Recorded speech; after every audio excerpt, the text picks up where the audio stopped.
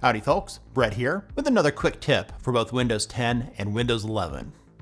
Microsoft has this feature called Delivery Optimization that can be quite problematic.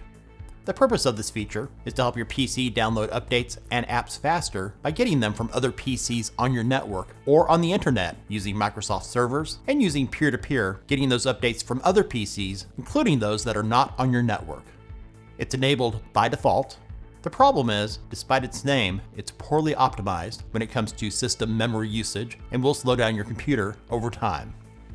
A user on Reddit named Nifnaf ran some tests and posted the screenshot mentioning that delivery optimization will eat up all of your memory and just sit there for fun. I tested this with a couple of my laptops and can confirm this is true and will slow down your PC over time. I highly recommend this so-called feature be turned off on both Windows 11 and Windows 10. I'll be blunt, I've always had this feature disabled.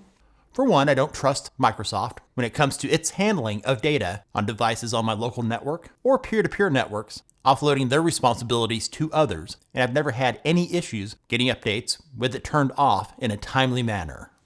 First, to turn it off in the Windows 11 Settings app, select Windows Update in the left pane. Then here on the right, select Advanced Options. In Additional Options, select Delivery Optimization. I have this turned on for the purpose of this tutorial. If turned on, click the toggle to turn off, allow downloads from other devices. Now with it turned off, you'll have more system memory available for other processes that are more important. Real quickly, if you're using Windows 10, the steps are easier. In the Settings app, go to Update and Security. In the left pane, select Delivery Optimization. If turned on, click the toggle to turn off, allow downloads from other PCs. And that's it. Thanks for watching. Hopefully this video helped. If it did, give it a thumbs up and share it with others. I'm curious, do you trust Microsoft when handling data on your local network or peer-to-peer devices not on your network? Let me know in the comments.